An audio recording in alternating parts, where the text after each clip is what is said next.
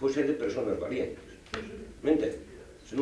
Un día máis falamos do plan de axuste do Concello de Chantada aprobado pasado xoves en pleno extraordinario cos votos a favor do Grupo de Goberno Municipal, o Grupo dos Nacionalistas e o dos Socialistas. Hoxe ofrecemos a valoración do plan feita polo voceiro deste último grupo.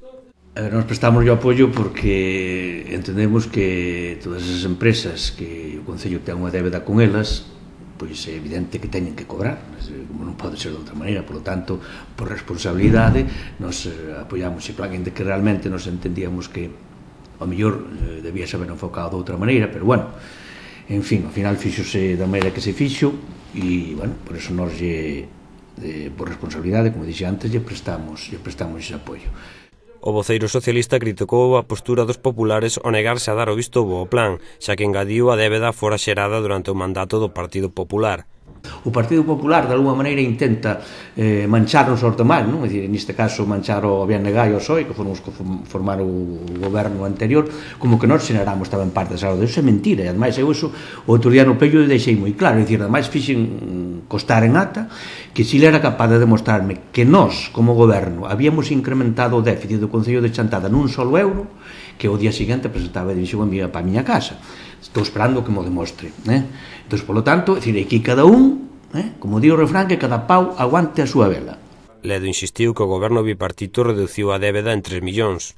E podíamos haber reducido outro 1,5 millón máis se o que é hoxe alcalde, que daquela era alcalde do Partido Popular, Manuel Varela, non houbera gastado do cano 1,5 millón de euros que gastou cando nos chegamos ao goberno. E xa había limpado 1,5 millón de euros. Por lo tanto, é dicir, a ver, hai que as cousiñas claras, que como dixen antes, que cada pau aguante a súa vela, e o povo é o que ten que valorar. Agora, a nós o que nos parece razonable que o Partido Popular, que foi responsable realmente desa deuda, que agora quixera deixar os empresarios de Chantada sin cobrar, non? É dicir, a nós eso nos parece que realmente, pois, non acertaron a hora de facer a valoración e deixar de apoiar este plan.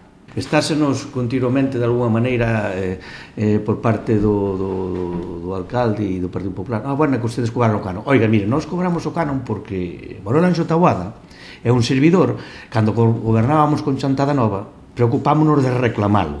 Claro, se o canon se cobrou é porque na Diputación Provincial de Lugo gobernaba o PSOE e o BNG. E nada máis, e se non nos houbera cobrado. E o demais son milongas, o demais son milongas. Volvendo ao plan de axuste, o voceiro nacionalista criticou a suba do imposto bens inmobles fixado dende o Estado e que pasará dun 0,4% a un 0,6%.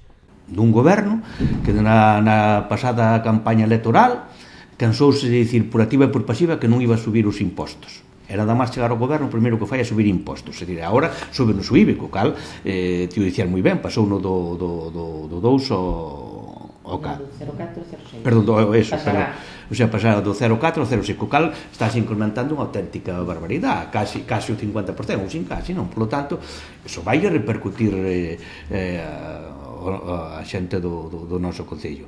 Pero, bueno, xa algo que ven imposto de Madrid, por lo tanto, pues, bueno, nos, en fin...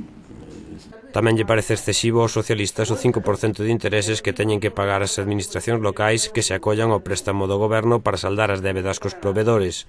Recordar que no caso de Chantada as obrigas ascenden a 2.637.536 euros e os intereses que se pagarán polo crédito a máis de 842.000 euros. De alguma maneira, parece ser que intentamos negociar cos bancos para que eles fagan un gran negocio a través da situación tremenda na que se encontran os concellos de todo o Estado, non?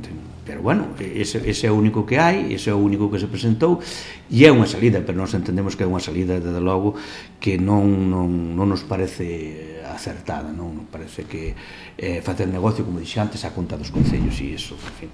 Pola súa banda, os socialistas confían na capacidade do Concello de Chantada para facer fronte a todas as obrigas financeiras, sempre e cando engade que o Goberno Central e a Xunta non fagan máis recurtes nas súas aportacións. Se usted é capaz de demostrar que nós nos 4 anos de goberno aumentamos a débeda deste Concello, eu mañá mesmo vou para a miña casa.